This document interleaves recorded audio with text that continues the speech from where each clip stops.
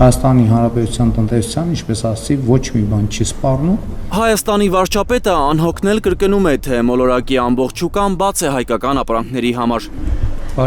Եվ դա այն պահին, երբ հայկական պտուղ բանջարեղենի ներմուծումը վաղվանից սահմանափակում է Ռուսաստանը։ Մեկ շաբաթ առաջ էլ Ռուսաստանը հայկական ծաղիկների առաջ էր փակել իր շուկան։ Ստանդարտներին համապատասխան արտադրանքի համար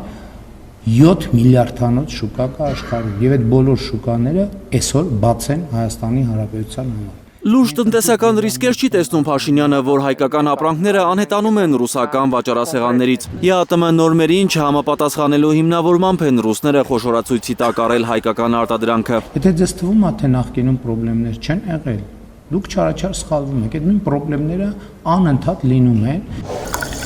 Ստանդարտներին չհամապատասխանելու, ջրում հիդրոկարբոնատների, քլորիդների և սուլֆատների նորմայից բարձր լինելու հիմնավորմամբ 65 միլիոն շիշ հայկական ջերմուկ հանքային ջրի վաճառքն է նաև արգելվել Ռուսաստանում։ Չնայած Հայաստանի սննդամթերքի անվտանգության տեսչական մարմինը վստահեցնում է, իրենց փորձաքննությամբ ջերմուկ հանքային ջրում շեղումներ չեն հայտնաբերվել։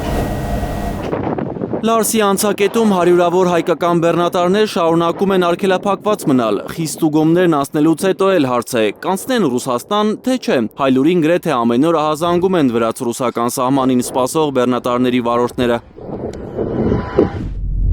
20 ավտոբիբար կա հենց հիմա, դրանց 10 օր կանգնեցել են դասմոտոր, դադարգել են։ Հիմա անալիզ են ուզում տանեն Ռոստով, մի 10-15 օր էլ Ռոստով են տանում, կանգնացնում, որ բիբարը թափեն, էլի։ Հավանաբար Փաշինյանի խոստացած տնտեսական հեղափոխությունը սա է, ասում է տնտեսագիտության պրոֆեսոր Թաթուլ Մանասերյանը։ Ես ամենը խոսում եմ ընդհանրապես մի բանի մասին։ Նիկոլ Փաշինյանը ամեն ինչ անում է իմ կարծիքով, որպեսզի ժողովուրդը իրեն չընտրի։ Ֆիտոսանիտարական նորմերին չի համապատասխանում ըստ ռուսների հայկական պտուղ բանջարեղենը։ Փաշինյանը սակայն համոզված է, դեպի եվրոպական երկրներ կարող են ուղղություն բռնել հայկական բեռները։ Մենք ընդհանուր Եվրամիության արտահանման դեպքում մաքսատուրքի վճարման աջակցության ծրագիր ենք ստեղծել եւ այլն եւ այդպես շարունակ։ Այսինքն ստանդարտին համապատասխանող ապրանքի արտահանման որևէ խնդիր գոյություն չունի։ Եթե ստանդարտեցման խնդիր գոյություն չունի, ապա ի՞նչն է խոչընդոտել Փաշինյանի կառավարման 8 տարիներին, որ հայկական ապրանքների գերակշիռ մասը ոչ թե ԵԱՏՄ, այլ Եվրամիության երկրներ արտահանվեր, հարցնում է Թաթուլ Մանասերյանը։ Մոլորություն է, թե հայկական կոնյակը հնարավոր է Եվրոպայում վաճառել։ Մոլորություն է, որ հայկական վարունգ լոլիկը կամ ծաղիկը եվրոպական շուկայում մրցունակ կլինի, ասում է տնտեսագետը։ Նկատում է, չնայած պետական սուբսիդիաներին, Թուրքիան չի կարողանում շուկա գրավել Եվրոպայում։ Որակապես ավելի մրցունակ են թուրքական գյուղատնտեսական ապրանքները, ասում է տնտեսական գիտությունների պրոֆեսորը։ Ամենաավանդական, ամենամրցունակ ապրանքներից մեկը հայկական կոնյակը պարզապես հեռանկար չունի լինելու եվրոպական շուկայում, քանի որ հենց Հայաստանի Հանրապետությունում հայկական կոնյակի գործարանը պատկանում է ֆրանսիացիներին, Pernod Ricard-ին,